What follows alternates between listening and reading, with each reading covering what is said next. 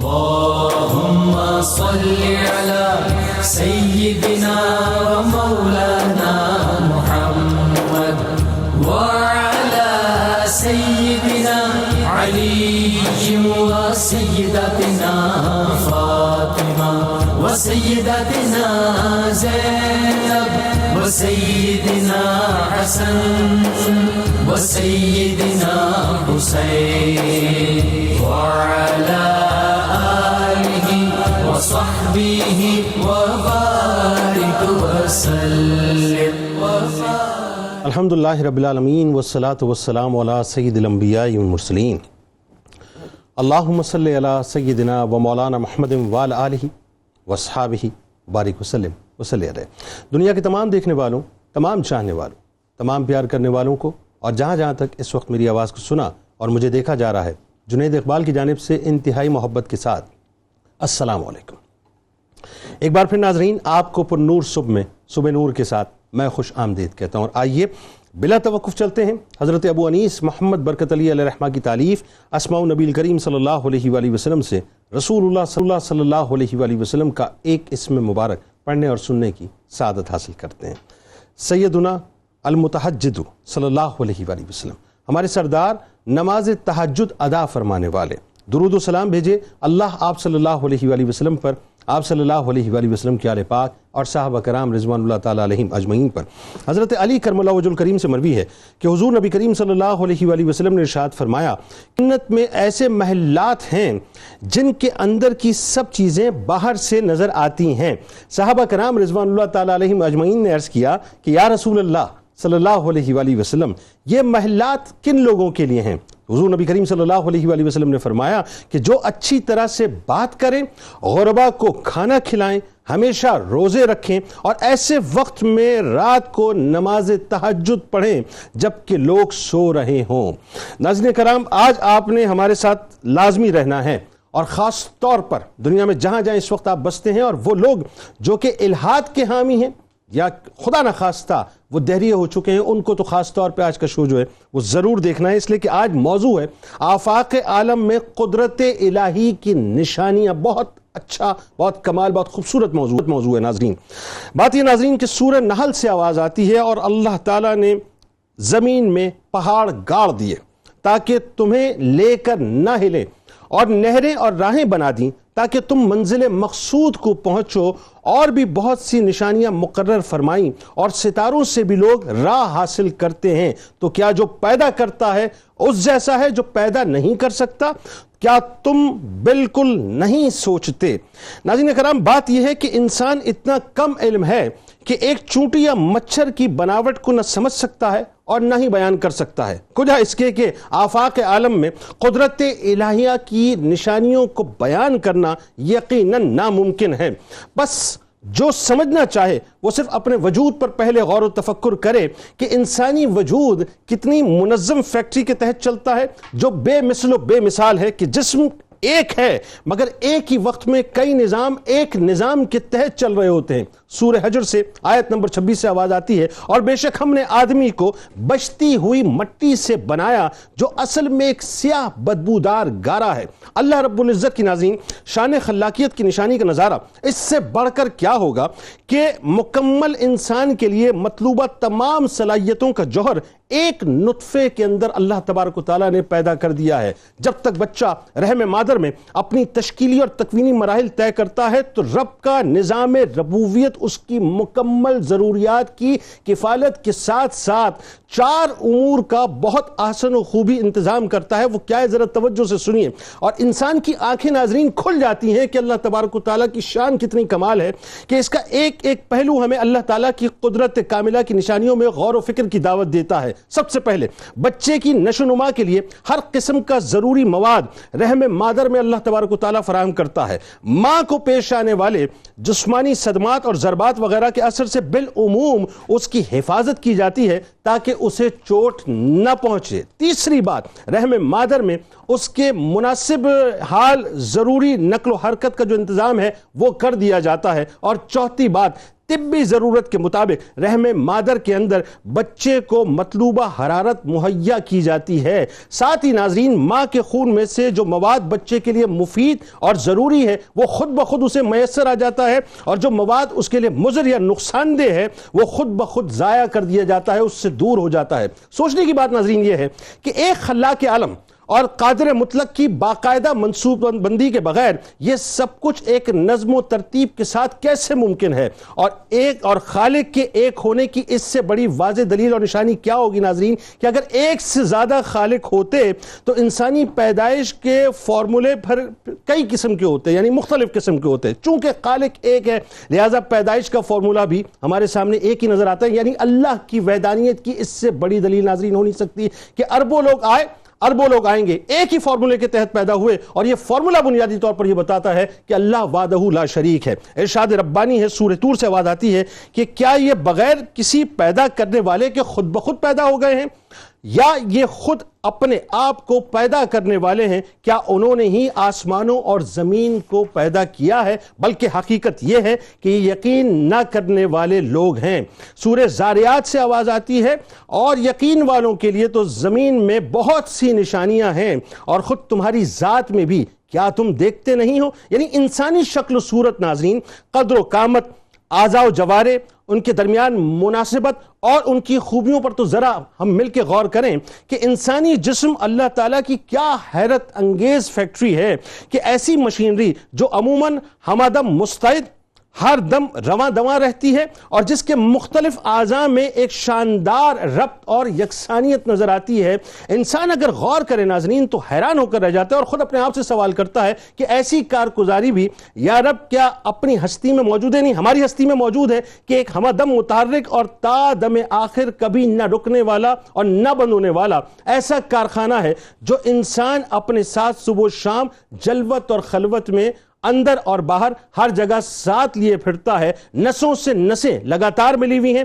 ہڈی پر ہڈی کا کامل جوڑ بیٹھا ہوا ہے، ایک بازو دوسرے بازو کے بالکل یکساں اور یوں سمجھ لیجئے کہ برابر نظر آتا ہے، ایک ٹانگ دوسری ٹانگ کے ٹھیک عین مطابق ہے، آنکھیں خوبصورت ہیں، روشن ہیں، چمکدار ہیں، ناک سونگنے کی ہر قسم کی صلاحیت رکھتا ہے، کھانے پینے، ہضم کرنے کے اور حاجت رفع کرنے کا مربوط نظام موجود ہے۔ بے شک ہمارے رب نے ہمیں ایک خاص تناسب کے ساتھ پیدا کیا ہے، اور ہمارا جسم بنیادی طور پر ہمیں خود پکار کے کہتا ہے کہ اللہ کی نشانیوں کو باہر کیا تلاش کرتے ہو؟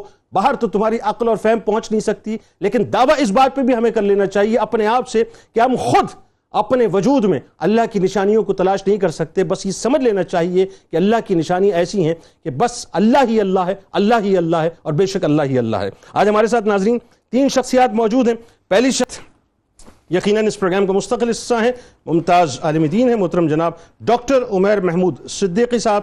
دوسری شخصیت ممتاز اسکالر محترم جناب ڈاکٹر سید محبوب بخاری صاحب، اور تیسری شخصیت لاہور سے ہمارے ساتھ ہیں، بزرگ شخصیت ہیں، ممتاز اسکالر ہیں، محترم جناب ڈاکٹر شبیر احمد جامی صاحب۔ آپ تینوں کو میں خوش آمدید کہتا ہوں، السلام علیکم۔ وعلیکم السلام۔ آغاز کرتے ہیں ڈاکٹر صاحب آپ سے بنیادی طور پہ۔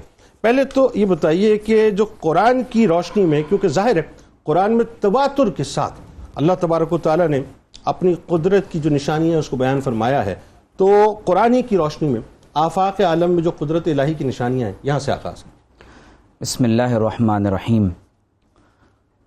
اللہ تبارک و تعالیٰ صرف رب العالم نہیں، رب العالمین ہے۔ سبحان اللہ۔ اس کی قدرت کی نشانیاں صرف اس عالم دنیا میں ہی نہیں بلکہ تمام تر عالمین میں بکھری ہوئی ہیں۔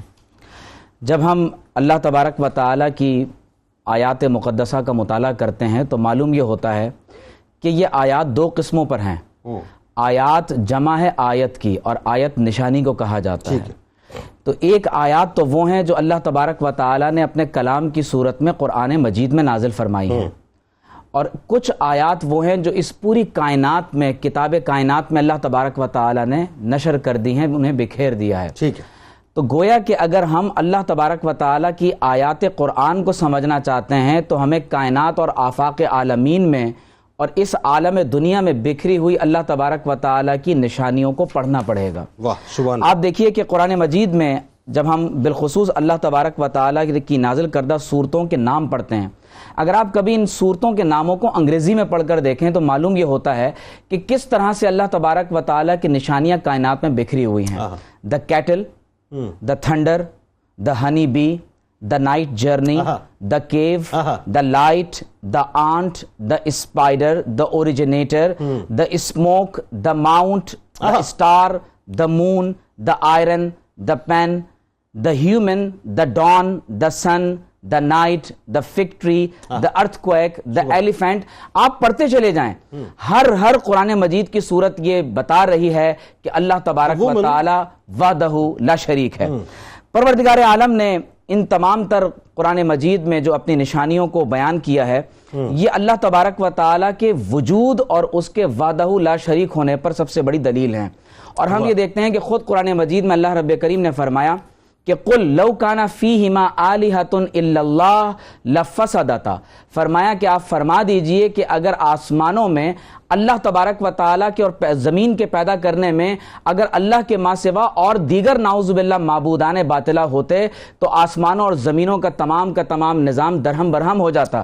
تو اس پوری کائنات میں اللہ کی نشانیوں میں جو قوانین کار فرما ہیں ان کا یونیورسل اور ایٹرنل ہونا اس بات کی دلیل ہے کہ اس کائنات کا خالق اور مالک وحدہ لا شریک ہے۔ اب آپ دیکھیے کہ یہ پوری کائنات اللہ تعالیٰ کی صفات کا مظہر ہے۔ یہ پرندوں کا چہچہانا، ایک ننھے منھے بیج کا زمین کا جگر پھاڑ کر اپنی کونپلیں نکالنا، سمندروں کی طغیانی، دریاؤں کی روانی، پہاڑوں کی صلابت، آسمانوں کی رفعت، کائنات کا ذرہ ذرہ اس کے وجود پر دلیل ہے۔ بے شک ایسا ہی ہے۔ اللہ اللہ تعالیٰ فرماتا ہے وَإِنَّ كَثِيرًا مِّنَ النَّاسِ عَنْ آيَاتِنَا لَغَافِلُونَ، فرمایا کہ ہم نے جو اپنی نشانیاں بیان کی ہیں اکثر لوگ اس میں غفلت میں پڑے ہوئے ہیں۔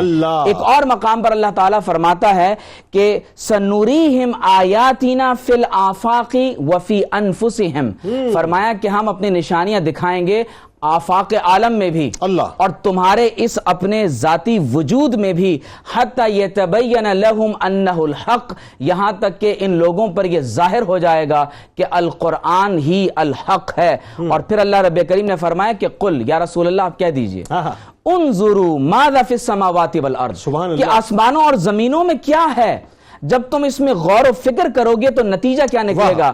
فرمایا الذین یذکرون اللہ قیاما وقعودا وعلی جنوبہم ویتفکرون فی خلق السماوات والارض، وہ زمین و آسمان میں غور و فکر کرتے ہیں۔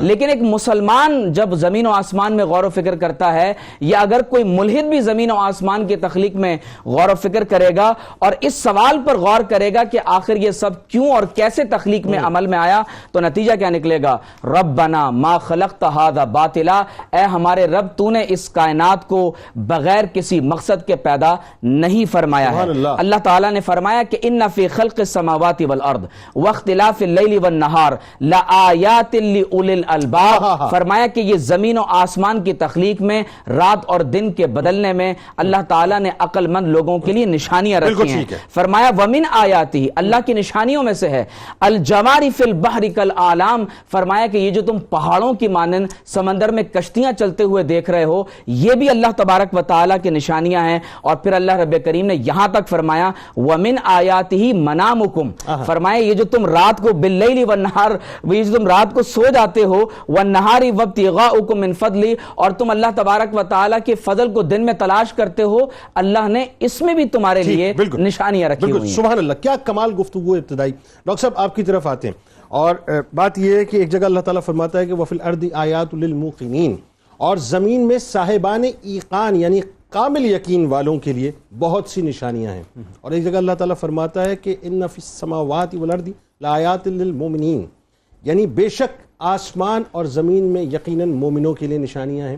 اچھا، یہاں پہ اللہ تعالیٰ مومنوں کو ایڈریس فرما رہا ہے بنیادی طور پہ، جو ایمان لانے والے ہیں۔ اچھا، ایک طبقہ وہ ہے جو ایمان نہیں لاتا، اس کو میں ریلیٹ کرنا چاہ رہا ہوں سوال کے ساتھ اپنے، کہ قرآن میں جو آیات اللہ تعالیٰ نے اپنی نشانیوں کے حوالے سے بیان کی ہیں، اس میں خاص طور پہ جو مومنین کے لیے اسباق ہیں، لیکن اس سے بڑھ کے وہ جو ملحدین ہیں اور جو دہری ہیں ان کے لیے کیا اسباق ہیں، ذرا بتائیے۔ بسم اللہ الرحمن الرحیم۔ جنید بھائی، بہت ہی اہم موضوع ہے اور بہت پھیلا ہوا ہے، گہرا ہے. اس کی اہمیت بالخصوص وہ نوجوان جو کہ اس وقت یونیورسٹی کے اس ماحول کے اندر ہوتے ہیں جہاں پر ایک ہی لینس سے چیزوں کو دکھانا بتایا دکھایا بھی جا رہا ہے، اور وہ ہے سیکولر لینسز. اور سر اس دور میں تو قطع کلام کی معذرت آپ کنٹینیو کیجئے. 5th جنریشن وار کے اندر خاص طور پہ اس وقت یہ جو ویمن رائٹس کے نام پہ جو فضا چلی ہے اس کے اندر جو یہ طبقہ خاص طور پہ شامل ہو گیا جو مولدین کا طبقہ. اور دیکھیے ہمیں سب سے پہلے یہ بات سمجھ لینی چاہیے کہ سیکولر پرسپیکٹو نیوٹرل نہیں ہوتا. آپ کا آغاز گفتگو یہ ہوتا ہے کہ خدا موجود نہیں ہے، اور اگر ہے تو وہ ہمارے معاملات سے آزاد ہے اور ہم اس کے معاملات سے آزاد ہیں. بالکل صحیح جنید بھائی، اگر یہی اس پرسپیکٹیو اور اس عینک سے آپ حقائق کو دیکھیں گے تو آپ کے لیے مسائل ہوں گے اور حق کو پہچان نہیں سکتے. دوسری بات پر آپ غور کیجئے، ہمیں یہ بات بھی ملحوظ خاطر رکھنی چاہیے کہ وہ معترضین جنہوں نے آغاز ریولوشن یا آغاز تہذیب سے اس بات کا اقرار کرنا شروع کیا اور دعویٰ کرنا شروع کیا کہ مذہب ایک دن ختم ہو جائے گا، جیسے کہ جن میں کارل مارکس شامل ہے، جس میں کہ ڈیورخیم شامل ہے، جس میں کہ فرائیڈ شامل ہے، ان سب کا خیال یہ تھا کہ مذہب ایک دن ختم ہو جائے گا. آج میں پوچھتا ہوں یہاں اس فورم پر بیٹھ کر، آپ کے دعوے دھرے کے دھرے رہ گئے اور آپ نے خود اپنی زبان سے اقرار کیا دا رائز آف ریلیجن.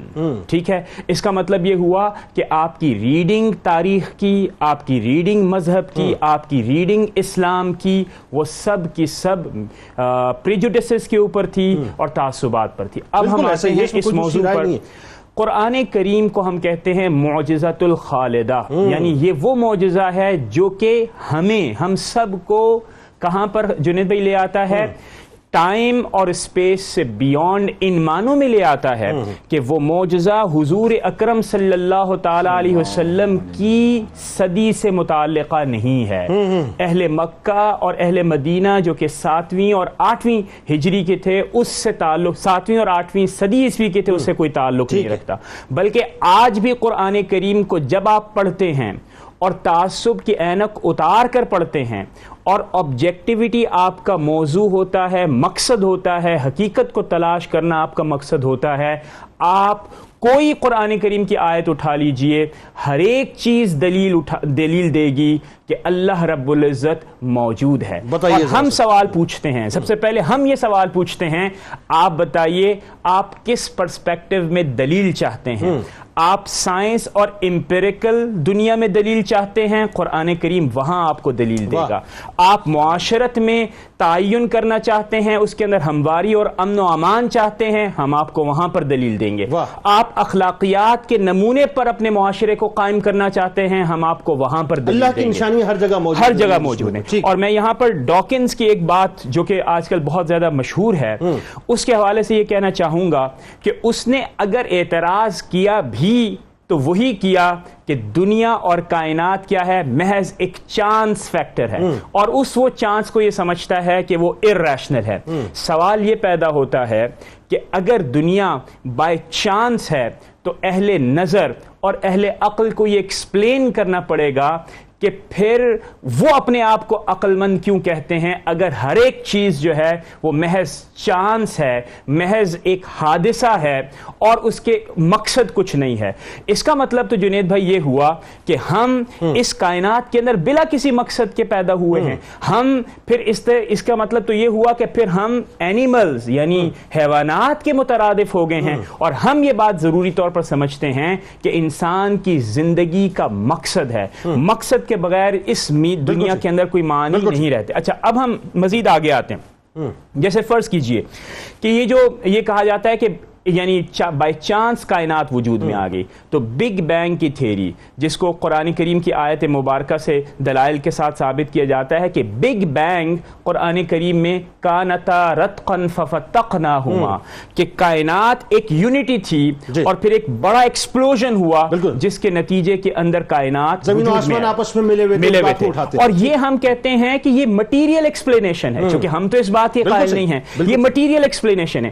اللہ رب العزت العزت نے کائنات اس سے پہلے، وہ الستو بربکم سے پہلے کائنات اللہ رب العزت نے تخلیق فرما دی تھی اس مٹیریل ایکسپینشن سے، تو یہ کائنات کی ایک لیئر ہوگی. آپ وائنڈ اپ کیجئے تاکہ ڈاکٹر صاحب کی طرف جاؤں. جی. اچھا، اب میں دوسری چیز جو آپ کے سامنے گزارش کرنا چاہوں گا وہ کیا ہے وہ ہے کہ expansion of this universe. Expansion of this universe میں قرآن کریم نے فرمایا وَإِنَّا لَمُوسِعُونَ، اور آج 1926 کے اندر سائنٹسٹ نے یعنی کائنات کو تجربے کی بنیاد کے اوپر یہ ایکسپینڈ کیا اور ایکسپلین کرنے کی کوشش کی کہ کائنات آج بھی پھیل رہی ہے.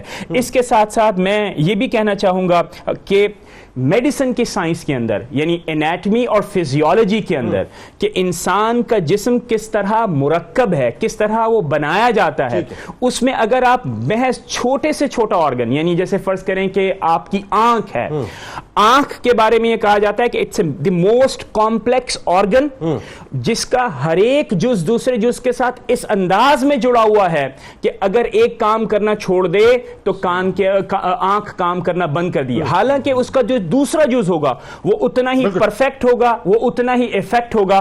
جس کا مطلب یہ ہوا کہ اللہ رب العزت نے کائنات کی ہر شے اور بالخصوص یہ جو آنکھ ہے جو کہ انسان اور جانور کے اندر موجود ہے اس طرح کا. قرآن کریم میں بات یہ ہے کہ اب تو ہو یہ گیا نا، میں تو یہ کہتا ہوں کہ اناٹمی آ کے آج جو ہے وہ چیزوں کو ڈسکور کر رہی ہے، وہ انسانی وجود پہ تحقیق کر رہی ہے، سائنٹیفکلی چیزوں کو پروو کر رہے ہیں. بات یہ ہے کہ وہ ایکچولی سائنٹیفکلی چیزوں کو جو ہے وہ اپنا پروو نہیں کر رہے، وہ بنیادی طور پہ انڈورس کر رہے ہیں سرکار مدینہ صلی اللہ علیہ وآلہ وسلم کی فرامین کو جو کہ 1450 برس پہلے آپ نے فرما دیے تھے.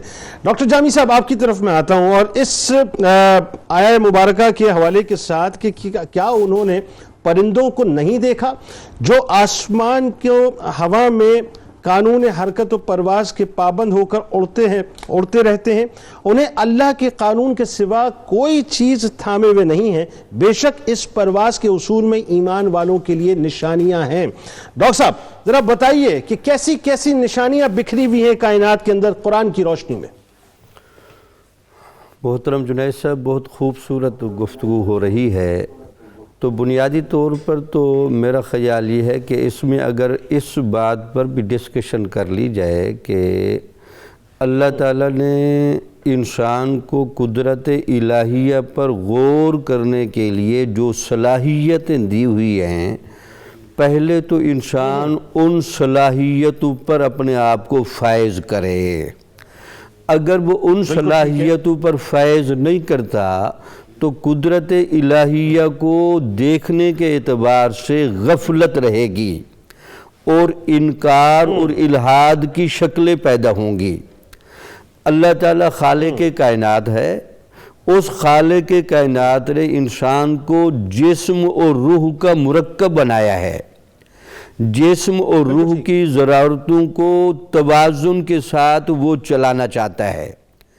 جن کا خیال یہ ہے کہ یہ صرف ظاہر ہے اور باطن کچھ بھی نہیں، تو ان لوگوں سے آپ ذرا روح کی حقیقت ہی پوچھ کے دیکھیں تو وہ اپنے اندر ایک خاص تشنگی محسوس کریں گے. حتیٰ کہ علامہ اقبال نے مقصد تخلیق انسانی کے حوالے سے بتائیے ذرا پھر آپ. علامہ اقبال نے اسی حوالے سے تشکیل جدید الہیات میں ایک جملہ لکھا تھا، مغرب کی تحقیقات کو سامنے رکھتے ہوئے کہ مغرب آج جو مذہب کی عدم ضرورت اور اس کائنات کو قدرت الہیہ کی دلیل ماننے کے لیے تیار نہیں، وہ آخرکار ان مذاہب کی ضرورت کو اخلاقیات کے لیے مجبوری کے طور پر سمجھنے کی کوشش کرے گا، اور اس کو یہ بات سمجھ میں آئے گی کہ انسان کی روحانی ضرورتیں، اس کا روحانی ارتقاء مذہب کے بغیر پائے تکمیل کو نہیں پہنچ سکتا. اللہ تعالیٰ نے جہاں انسان کو کائنات کے اندر غور و فکر تدبر کرنے کی تلقین فرمائی ہے، وہاں انسان کو جو ذرائع بھی دیے ہیں ان ذرائع کو استعمال کرنے کا حکم بھی دیا ہے. ان ذرائع کو اگر ہم قرآن و حدیث کی روشنی میں چیک کریں، پہلا تو یہ ہے کہ انسان کی جو پیدائش ہے یہ فطرت سلیمہ پر کی گئی ہے. اب وہ بندہ جو اس فطرت سلیمہ سے ہٹ گیا ہے اور اس فطرت سلیمہ پر قائم نہیں ہے تو انکار اس سے ضرور ظاہر ہوگا. اب اس کا علاج قرآن کی روشنی میں پہلا یہی ہے کہ اس کو اپنی فطرت سلیمہ کی جگہ پر کھڑا کیا جائے۔ جن سائنسدانوں نے اور لوگوں نے اسلام کو قبول کیا ان سب کا متفقہ یہی کہنا ہے کہ یہ ہماری اپنی فطرت کی صدا ہے کہ ہم اسلام لے آئیں، مذہب کو قبول کریں۔ کل مولود یولد علی الفطرہ اے علی فطرت الاسلام۔ مذاہب ہمیشہ یہی کہتے رہے اور دین اسلام میں بھی ہے، لا اکراہ فی الدین، دین کی قبولیت میں کوئی جبر نہیں رکھا گیا، اس میں اختیار اس لیے دیا گیا۔ اور جیسے شروع میں ڈاکٹر عمیر صاحب نے بڑا خوبصورت جملہ کہا کہ یہ قرآن مجید یہ الفاظ الہیہ ہیں اور یہ پوری کائنات فعل الہیہ ہے۔ جب تک فعل میں اور اس لفظ میں مطابقت پیدا نہیں کی جائے گی تو لوگوں کو سمجھانا، موٹیویٹ کرنا مشکل ہو جائے گا۔ تو میں گزارش یہ کریں، ایک تو فطرت سلیمہ کی دعوت دی جائے، حتیٰ کہ امام غزالی رحمۃ اللہ علیہ بھی جس زمانے میں رہے ہیں وہ خود کہتے ہیں کہ میں تمام وادیوں میں گھوما ہوں، میں نے ان فلسفیوں کو بھی پڑھا ہے جو منکر ہیں مذہب کے، جو منکر ہیں دین کے، جو منکر ہیں خدا کے، لیکن ان کے پاس کوئی سالڈ دلیل اس لیے موجود نہیں کہ جو انسان ہونے کی ناطے اعلیٰ سطح بنتی ہے فطرت سلیمہ کی، وہ بندہ بنیادی طور پر اس پر بھی فائز نہیں ہے۔ تو پھر جب وہ اپنے آپ کو اس درجے میں لانے کے لیے تیار نہیں، یہی تو وجہ کہ قرآن مجید کے اندر جہاں قدرت الہیہ کی آیات ہیں، آپ ان کو پڑھیں کہ آپ کو ایک بے ساختگی، ایک ڈائریکٹ میسج ایسے لگے گا کہ شاید انسان کو یہ ساری باتیں معلوم ہیں، انسان یہ ساری چیزیں دیکھ چکا ہے۔ الستو بربکم قالوا بلا کا وعدہ اس سے لیا گیا، فَأَلْهَمَهَا فُجُورَهَا وَتَقْوَاهَا، اس کی فطرت کے اندر رکھا گیا۔ تو یہ فجور اور تقوی کا جو الہام ہے، یہ انسان کے اندر وہ گہرا شعور، وہ گہری بصیرت، وہ مذہب کی طرف میلان پیدا کرتا ہے۔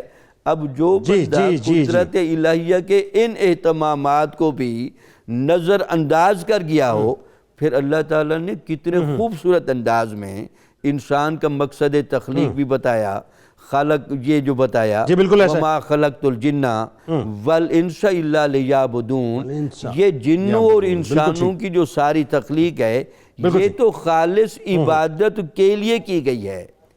تو پہلا یہ ہے کہ انسان کے پاس جو ذرائع ہیں اس انسان کے درجے پر فائز ہونے کے لیے قرآن پہلے دعوت دے دے کہ آپ اس مرتبے پر آ جائیں، پھر اس آفاق کو دیکھیں، آپ کو ہر چیز اللہ تعالیٰ کی قدرت پر، اللہ کی صفات پر اور اس کے ظہور پر دلالت کرتی نظر آئے گی۔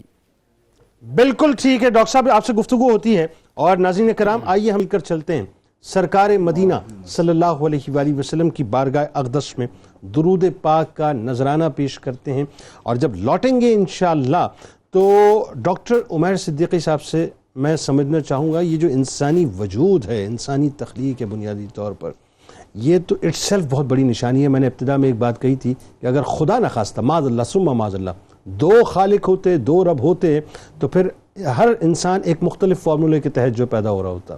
فارمولہ ایک ہی ہے لیکن اس کے باوجود انسان سمجھنے کو تیار نہیں ہے۔ آئیے درود پاک کا نذرانہ پیش کرتے ہیں۔ اللہم صلی علی سیدنا و مولانا محمد وعلی سیدنا علی و سیدتنا فاطمہ و سیدتنا زینب و سیدنا حسن و سیدنا حسین وعلى آله وصحبه وبارك وسلم اللهم صل على سيدنا ومولانا محمد وعلى سيدنا علي وسيدتنا فاطمة وسيدتنا زينب وسيدنا حسن وسيدنا حسين وعلى آله وصحبه وبارك وسلم. خوش آمدید خواتین و حضرات. ناظرین کرام، آج گفتگو ہو رہی ہے کہ یہ جو آفاق عالم ہیں بنیادی طور پہ اس میں قدرت الہی کی نشانیاں کیا کیا ہیں. ہر قدم پر ہر جگہ پہ اللہ کی نشانیاں موجود ہیں، بس دیکھنے والی آنکھ ہونی چاہیے. ڈاکٹر عمیر صدیقی صاحب کی طرف چلتے ہیں اور ان سے میں سمجھنا ہی چاہتا ہوں کہ انسان خود جو ہے وہ اللہ کی چلتی پھرتی ایک نشانی ہے ڈاکٹر صاحب. اور ہمارے یہاں جب ہم اس بات کو سمجھنے کو تیار ہو جائیں تو بہت آسان ہے، نہ سمجھنے کو تیار ہوں تو کچھ بھی نہیں ہے. ذرا یہ بتائیے نا کہ کس طرح سے انسان خود یہ زیوم کرے کہ میں خود اللہ کی نشانی ہوں. اللہ تعالیٰ نے فرمایا یا ایھا الناس، اے لوگو. اب اس میں کافر اور مسلمان دونوں کو خطاب ہے. ٹھیک ہے. ضرب مثل، فرمایا کہ تمہارے لیے ایک مثال دی جا رہی ہے، فاستمعوا لہ، تو اس کو غور سے سننا. ٹھیک ہے. فرمایا ان الذین تدعون من دون اللہ، جن معبودان باطلہ کو تم اللہ کے ماں سوا پکارتے ہو، لن یخلقوا ذبابا، فرمایا وہ ایک مکھی پیدا نہیں کر سکتے. بالکل ایسا. وَلَوِ اجْتَمَعُوا لَهُ، اگرچہ کل کائنات کے تمام سائنسدان مل کر ایک مکھی کو پیدا کرنا چاہیں. بالکل ٹھیک. آپ اندازہ کیجئے کہ صرف بعض مکھیوں میں ایک آنکھ میں جو چھوٹا سا حصہ ہے 5000 سے زائد عدسے موجود ہوتے ہیں. ان تمام تر نشانیوں میں سب سے بڑی نشانی انسانی وجود ہے. حضرت مولا کائنات علی المرتضیٰ رضی اللہ تعالیٰ عنہ سے کسی نے کہا کہ مجھے جو شطرنج کا بورڈ ہوتا ہے اسے دیکھ کر تعجب ہوتا ہے اس شخص پر کہ جس نے شطرنج کو تخلیق کیا ہے. بالکل ٹھیک ہے. تو آپ رضی اللہ تعالیٰ عنہ نے فرمایا کہ تم شطرنج کے بورڈ کی بات کرتے ہو. فرمایا کہ میں تو اس خالق کائنات کی آیات میں غور و فکر کرتا ہوں کہ صرف انسانی چہرہ اس حصے میں ہے. ہر انسان کی آنکھیں دوسرے سے مختلف، اللہ، اس کی ناک اور کان دوسرے سے مختلف، اس کی زبان دوسرے سے مختلف، سوچنے سمجھنے کا انداز دوسرے سے مختلف. فرمایا کہ وہ ذات اقدس جس نے صرف انسانی وجود میں صرف اس حصے میں ارب ہا ارب انسانوں کے اندر مختلف نوعیتوں کے انسانوں کو تخلیق فرمایا ہے، یہ ہے وہ ذات باری تعالی جس کو ہم اللہ فرماتے ہیں.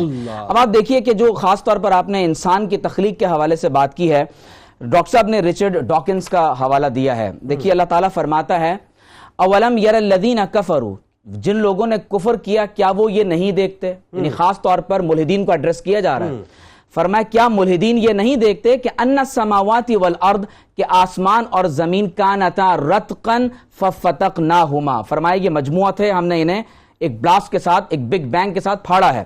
فرمایا وجعلنا من الماء کل شیء حی، اور ہم نے ہر چیز کو پانی سے زندہ کیا. افلا یؤمنون. اب آپ دیکھیے کہ ڈاکٹر فرانسس کولنز اس وقت دنیا کا سب سے بڑا ہیومن جینوم پروجیکٹ کا سائنٹسٹ ہے، جو امریکہ کا سب سے بڑے ادارے کا سربراہ بھی ہے. اس نے کتاب لکھی ہے دا لینگویج آف گاڈ. وہ کہتا ہے a scientist presents evidence for belief. وہ کہتا ہے کہ جب میں نے انسانی وجود پر غور و فکر کیا ہے اور صرف ہر انسانی وجود میں ہر سیل میں موجود ڈی این اے پر میں نے غور و فکر کیا تو وہ کہتا ہے کہ ڈی این اے ایک موروثی کوڈ آف لائف ہے. ایسا ہی ہے. وہ کہتا ہے کہ جب ڈی این اے پر میں غور و فکر کرتا ہوں تو اس میں ایک ایسا ٹیکسٹ نظر آتا ہے جو 3 بلین لیٹرز لمبا ہے, اور کہا کہ اگر اس کو دیکھا جائے تو وہ ایک ایسی اسٹرینج کرپٹوگرافک 4 لیٹر کوڈ کے اندر لکھا گیا ہے کہ اس کی لمبائی اس قدر زیادہ ہے کہ اگر اس کو رات اور دن روزانہ کی بنیادوں پر سیکنڈ ایک لیٹر کو پڑھا جائے تو کہا جاتا ہے کہ 30 سے 32 برس صرف ایک انسانی خلیے میں ایک ڈی این اے کو پڑھنے میں لگے گا, اور یہ بھی کوئی یقینی بات نہیں ہے. اب آپ آگے چلیے, آپ دیکھیے کہ پروفیسر کیتھ مور ایک ایسا سائنسدان ہے کہ جس شخص نے انسان کی تخلیق پر کتاب لکھی کہ ہیومن ڈیولپمنٹ کیسے ہوتی ہے. ٹورنٹو یونیورسٹی کا سب سے بڑا پروفیسر ہے. وہ یہ کہتا ہے کہ جب اس کے سامنے ہیومن ایمبریولوجی سے متعلق قرآن کی آیات رکھی گئیں کہ کس طرح سے تراب, نطفہ, علقہ, مدغہ مخلقہ, مدغہ غیر مخلقہ, نطفہ, علقہ, مدغہ, عظام, لحم, اس کے ساتھ تخلیق, تصفیہ, تعدیل, تصویر, ترکیب, تسویہ اور پھر نفخ روح اور 3 اندھیروں میں ماں کے پیٹ میں انسان کی تخلیق کے مراحل. جب اس نے ان سب چیزوں کو پڑھا تو اس نے کہا کہ میں یقین سے یہ بات کہتا ہوں کہ اس کائنات میں قرآن میں جو کچھ تخلیق انسانی کے بارے میں ذکر ہوا ہے یہ قرآن اللہ کی کتاب ہے اور محمد الرسول اللہ اللہ کے رسول ہیں. شیخ اکبر محی الدین ابن عربی فرماتے ہیں کہ یہ کل کائنات اللہ کی صفات کا مظہر ہے, لیکن اس تمام تر کائنات میں اللہ کی سب سے بڑی نشانی اگر کوئی ہے تو وہ محمد الرسول اللہ کی ذات اقدس ہے. اور جنید بھائی میں ایک بات ملحدین کے نظریے کروں گا کہ سوئٹزرلینڈ کے اندر حال ہی میں آپ بی بی سی سے لے کر تمام بڑے ریسرچرز کو اٹھا کر دیکھ لیجئے, یہ خبر چھپی ہے کہ نیوزی لینڈ کے جو بڑے بڑے سائنسدان تھے انہوں نے اس پر ریسرچ کی کہ جو پری میچور بیبی ہوتا ہے برین ڈیمیج کی وجہ سے ان کی اموات کی شرح بڑھ رہی ہے. جی ایسے تو انہوں نے جب 200 سے 250 سیمپلز پر ریسرچ کی تو انہوں نے یہ نتیجہ نکالا کہ اگر جنید بھائی پیدا ہوئے وہ پری میچور بیبی کے منہ میں شوگر جیل جیسی کوئی چیز اس کے تالو میں لگا دی جائے تو برین ڈیمیج نہیں ہوگا. یہ محمد الرسول اللہ صلی اللہ علیہ وسلم کی سنت ہے کہ آقا علیہ السلام بچوں کو تہنیک گھٹی دیا کرتے. دیکھیں اس میں کوئی دوسری رائے نہیں ہے نا, آج جا کے سائنس اس بات کو پروف کر رہی ہے کہ 4 مہینے کے بعد جسم کے اندر جو ہے وہ روح آ جاتی ہے, جبکہ حدیث کے اندر یہ بیان ہو گیا, بیان ہو چکا اور کیٹیگوریکل بیان کر. اور آپ یہ دیکھیے کہ حضور علیہ السلام کی خدمت میں حضرت طلحہ نے بیٹا عرض کی یا رسول اللہ میرے یہاں اولاد مر جاتی, حضور نے فرمایا آئندہ بچہ پیدا ہو تو لے آنا. جب لائے تو آقا علیہ السلام نے جو عجوہ کھجور ہے لعاب دہان میں اس کو اس قدر اپنے منہ مبارک میں چبایا کہ وہ جب شوگر جل بن گئی ان کے تالو میں لگایا, قیامت تک کے لیے ایک نشانی قائم فرما دی ہے. اسی لیے اللہ نے فرمایا کہ یہ ملحدین کہتے ہیں من یحیی العظام وہی رمیم, کہ جب یہ انسانی وجود مٹی میں مل جائے گا تو کون ہے جو اسے زندہ کرے گا؟ فرمایا قل یحییھا الذی انشأھا اول مرہ, وہ ذات جو اس پر قادر ہے کہ تم مختلف کائنات میں بکھری ہوئی غذاؤں کو کھاتے ہو, تمہارے وجود میں وہ غذا جمع ہوتی ہے, خون بنتا ہے, نطفہ بنتا ہے, جو اس ایک قطرے کی بکھری ہوئی غذاؤں کو جمع کر کے انسان کو تخلیق کرتا ہے, وہی اس بات پر قادر ہے کہ انسان کا وجود جب دوبارہ بکھر جائے گا تو کن کہہ کر جمع کر کے پھر تخلیق فرما. اچھا بہت کمال باتیں تھوڑی سی میں آپ کے سامنے رکھوں اور آیہ مبارکہ کے جو ہے وہ حوالے ہیں, لیکن آپ یہ دیکھیے کہ اللہ تبارک و تعالیٰ کس انداز سے انٹریکٹ کر رہا ہے انسان سے. ایک جگہ اللہ فرماتا ہے کہ اللہ وہ ہے جس نے آسمان اور زمین کو پیدا فرمایا اور آسمان کی جانب سے پانی اتارا, پھر اس پانی کے ذریعے سے تمہارے رزق کے طور پر پھل پیدا کیے, اور اس نے تمہارے لیے کشتیوں کو مسخر کر دیا تاکہ اس کے حکم سے سمندر میں چلتی رہیں, اور اس نے تمہارے لیے دریاؤں کو بھی مسخر کر دیا. اب یہاں پہ کائنات کے نظاروں کی بھی بات ہو رہی ہے, جو فیسلٹیز دی انسانوں کو اس کے لیے بھی بات ہو رہی ہے.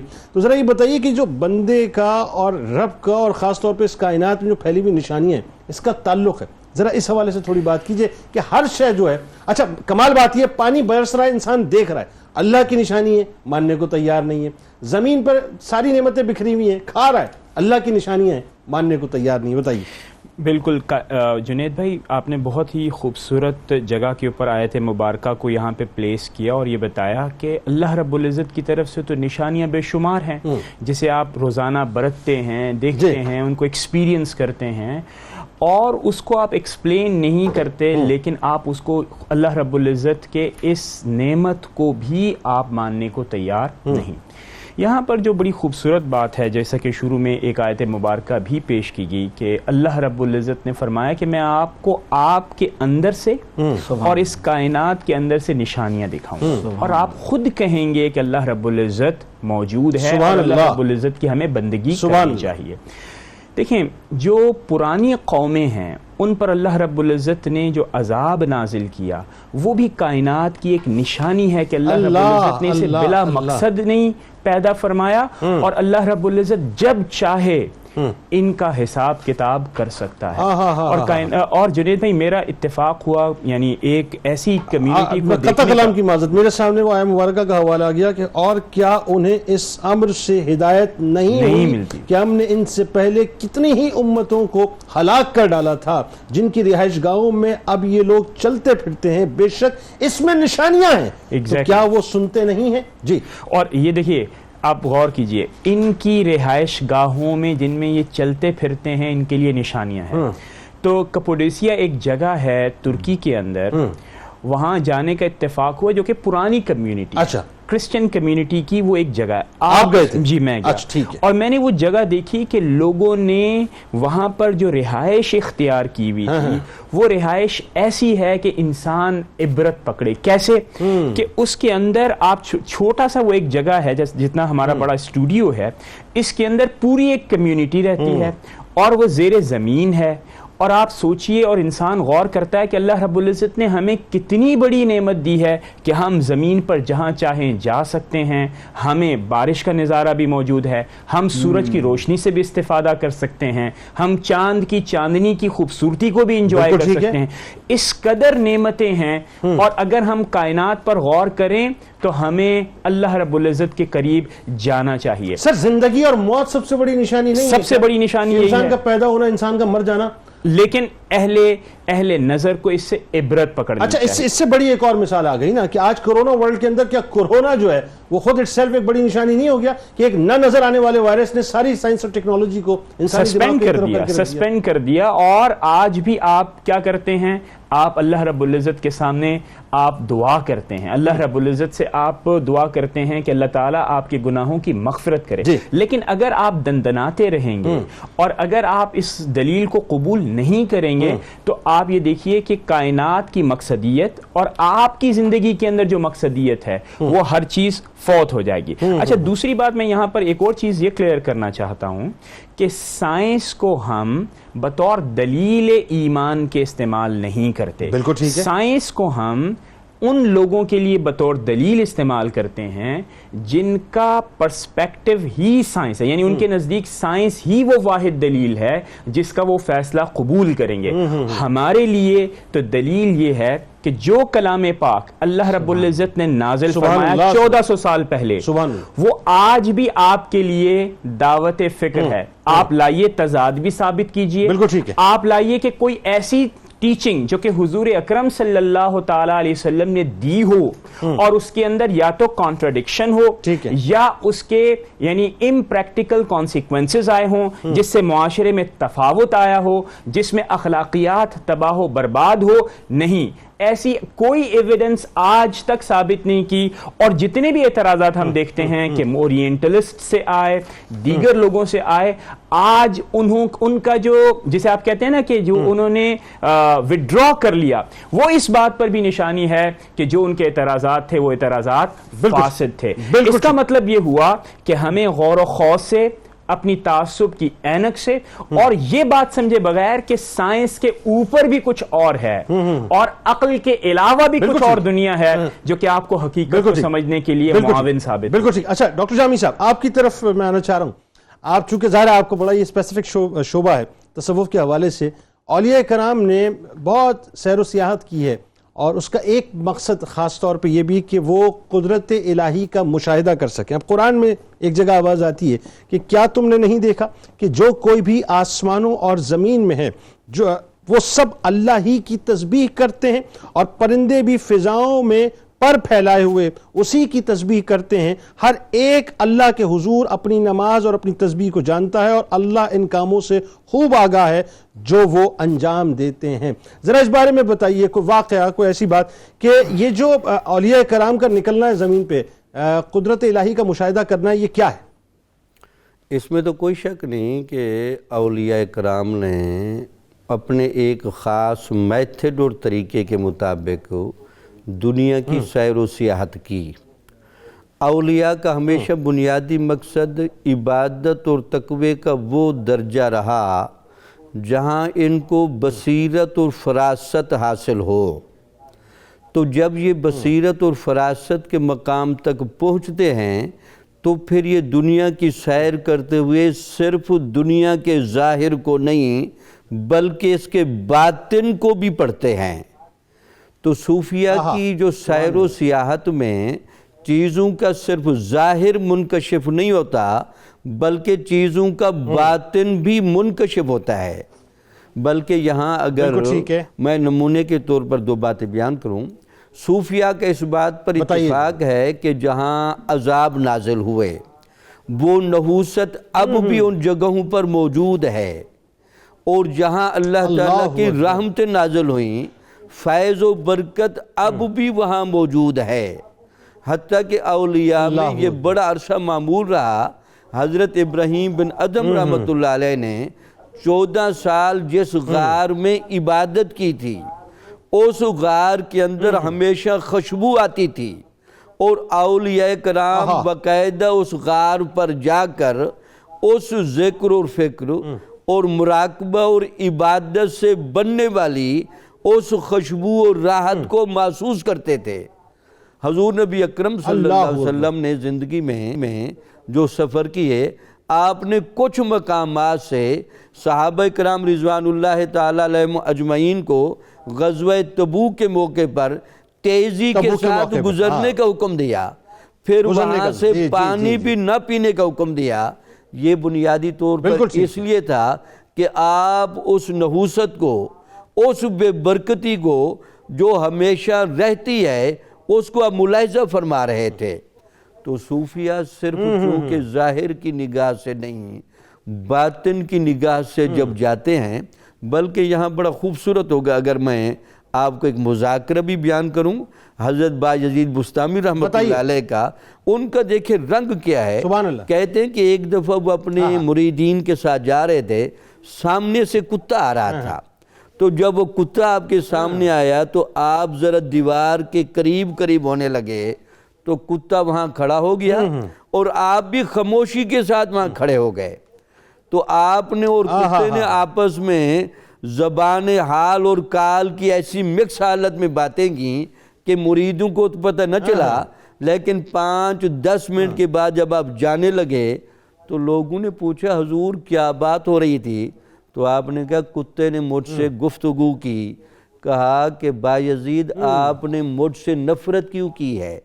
اگر میں گیلا ہوتا یا اپنا منہ آپ کے کپڑوں کو لگاتا تب تو ٹھیک تھا کہ میں نجس تھا، لیکن جب میں خشک ہوں تو آپ نے ایسا کیوں کیا؟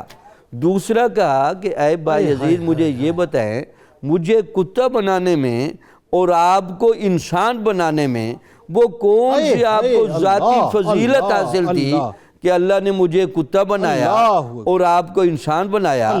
تو پھر کہنے لگے کہ میں نے کتے کو کہا یار اتنی باتیں تو جانتا ہے، تو تو بہت بڑا مفتی لگتا ہے، تو میں تیرے ساتھ کچھ عرصہ رہنا چاہتا ہوں۔ تو کتا گویا ہوا کہ جتنے مالک کے وفادار ہم ہیں، اے انسان تیری فطرت اتنی وفادار نہیں ہے، ہم تو کل کے لیے کچھ بچا کے نہ رکھیں، اور تو جب تک برسوں کا سامان نہ کر لے تو اللہ پر توکل نہیں کر سکتا۔ یہ وہ گفتگو ہے، دیکھنے میں تو یہ گفتگو ہے، لیکن صوفیہ ان باتوں کو لیتے کیسے ہیں؟ جانوروں سے نصیحت پکڑتے ہیں۔ ابن عربی کا نام لے رہے ہیں، ان کا بھی واقعہ سناؤں۔ ابن عربی رحمۃ اللہ علیہ کہتے ہیں کہ میرے تصوف میں ابتدائی وارد ہونے کا جو واقعہ بنا وہ یہ تھا کہ میں اپنے والد صاحب کے ساتھ کسی جگہ جا رہا تھا، اور مجھے بادشاہوں کے بچوں کی سنگت کی وجہ سے اور اس امیر بچوں کی وجہ سے شکار کا بڑا شوق تھا۔ تو شکار کے لیے جب ہم جا رہے تھے تو میرے ہاتھ میں وہ نیزے بھی تھے، چیزیں تھیں، میرے خدام ساتھ تھے، لیکن میں نے دل میں یہ بات ٹھان لی کہ آج شکار نہیں کرنا، آج ویسے درمیان سے گزر کے جانا ہے۔ تو میں ان کے قریب کیا جانوروں کے، میرے ہاتھ میں باقاعدہ وہ چیزیں تھیں موجود اسلحہ، لیکن میں ان کو تھوڑا لگاتا بھی تھا، جانور وہیں کے وہیں کھڑے رہے، لیکن جب میرے خادم آئے تو ان کو دیکھ کر یہ سارے بھاگ گئے۔ تو میں بعد میں جب تصوف میں وارد ہوا تو مجھے یہ بتایا گیا کہ انسان کے دل کے اندر جو بھی ارادہ ہو وہ جانور کے نفس میں سرایت کرتا ہے۔ تو دیکھ لیں کہ صوفیہ اس کائنات کو، اس کے مظاہر کو اور ان چیزوں کو کیسے لیتے ہیں۔ آخری جملے اگر میں تھوڑا سا کہہ لوں، اس کائنات میں سب سے بڑی دلیل، خواہ وہ آفاق ہو یا انفس ہو، حضور نبی اکرم صلی اللہ علیہ وسلم کا چہرہ مبارک ہے۔ لیکن اس چہرہ مبارک کو دیکھنے کے لیے وہ صلاحیت چاہیے، اس میں وہ مذاکرہ چیک کریں۔ حضرت عمر رضی اللہ تعالیٰ عنہ پوری زندگی جی جی سیدنا صدیق اکبر رضی اللہ تعالیٰ عنہ سے یہی کہتے رہے، غار سور کی 3 دن اور 3 راتوں کی عبادت مجھے دے دیں، کیا بات، میرے روزے، اللہ اللہ اللہ، میری نمازیں، سب کچھ آپ رکھ لیں، سب کچھ لے لیں، تو محققین کے نزدیک وہاں کیا تھا، وہ 3 دن اور 3 راتیں چہرہ نبوی کو جس انداز سے دیکھنے کا کی بات اور آیت، بڑی آیت الہی کو پڑھنے کا موقع ملا، یہ آپ کا تو رائم کیا۔ میں ڈاکٹر صاحب آپ کا بہت مشکور، کمال گفتگو۔ بات یہ ہے کہ اسی ربط کے اندر 2 جملے میں عرض کیے دیتا ہوں ہدیتاً ناظرین کو، کہ کائنات کی نشانیوں میں جو عظیم ترین نشانی وہ انسان ہے، اور انسانوں میں جو کہیے کہ انتہائی عظیم ترین، یعنی جن کی وجہ سے ہمیں جو ہے وہ عظمت کے تاج سجائے گئے، وہ رسول اللہ صلی اللہ علیہ وآلہ وسلم کی ذات اقدس ہیں۔ تو رخ مصطفیٰ صلی اللہ علیہ وآلہ وسلم کو دیکھنے والے اصل میں اللہ کی انتہائی عظیم ترین نشانی کو دیکھا کرتے تھے۔ بات یہ صاحب کہ وہ جو جملہ ڈاکٹر صاحب نے کہا، جاتے جاتے بس وہی 2 جملے، کہ وہ جو کتا تھا جو بایزید بستامی علیہ رحمہ کے ساتھ موجود تھا، وہ اللہ کی نشانیوں کو جانتا تھا، اس کو معلوم تھا کہ اللہ کی نشانیاں اس پوری کائنات میں بکھری ہوئی ہیں۔ ہاں، جو جاننے کے باوجود نہیں جانتے یا جاننے کے باوجود نہیں مانتے، ان کو سبق اسی کتے سے سیکھنا چاہیے کہ اس کتے کو اللہ تعالیٰ نے وہ بصیرت کے ساتھ وہ بصارت عطا کی تھی کہ وہ سب کچھ دیکھ رہا تھا اور سمجھ رہا تھا کہ میرے رب کی نشانیاں کائنات میں پھیلی ہوئی ہیں، لیکن جن کو اللہ تعالیٰ نے علم بھی دیا، شعور بھی دیا اور انسان بنا کر اس کائنات میں بھیجا، وہ سمجھنے کے باوجود بھی سمجھنے کو تیار نہیں ہیں۔ آپ جانتے ہیں کہ میں ان کی بات کر رہا ہوں جنہیں ملحدین کہا جاتا ہے، جنہیں دیریا کہا جاتا ہے۔ آئیے جناب چلتے ہیں کتاب الشفا کی جانب۔ الرجی کا روحانی علاج، نماز فجر اور عشاء کے بعد 41 بار سورہ فیل اور 41 بار سورہ نصر پڑھ کر پانی پر دم کر کے پینے سے ہر قسم کی الرجی ختم ہو جاتی ہے۔ حضرت علی کرم اللہ وجہ الکریم کا قول مبارک ہے۔ کیا کمال قول مبارک ہے صاحب، دل کی سماعتوں سے سنیے کہ اے انسان، کس چیز نے تجھے یاد الہی سے غافل کر دیا ہے، حالانکہ قدرت الہی کی متعدد نشانیاں تجھے ہر وقت اس بارگاہ کی طرف بلاتی رہتی ہیں۔ ناظرین کرام، روزنامہ 92 نیوز میں آج آپ آفاق عالم میں قدرت الہی کی نشانیوں کے مضمون پڑھ سکتے ہیں۔ ٹویٹر پہ ہمیں ضرور فالو کیجیے گا، فیس بک پیج کو ضرور لائک کیجیے گا، یوٹیوب چینل کو ضرور سبسکرائب کیجیے گا، بیل آئیکن کو ضرور کلک کر لیجیے گا۔ آپ وہاں موجود ہیں، ہم یہاں موجود ہیں، مل کے انشاءاللہ نعرہ لگائیں گے۔ اس دعا، اس امید، اس یقین کے ساتھ اجازت دیجیے کہ لا یؤمن احدکم حتی اکون احب الیہ من والدہ وولدہ والناس اجمعین۔ اللہ تعالیٰ آپ کا، ہمارا، ہم سب کا، پاکستان کا، امت مسلمہ کا حامی و ناصر ہو۔ پاکستان کا مطلب کیا؟ لا الہ الا اللہ محمد رسول اللہ صلی اللہ علیہ وسلم۔ اللهم صل على سيدنا ومولانا محمد وعلى سيدنا علي وسيدتنا فاطمة وسيدتنا زينب وسيدنا حسن وسيدنا حسين وعلى آله وصحبه وبارك وسلم۔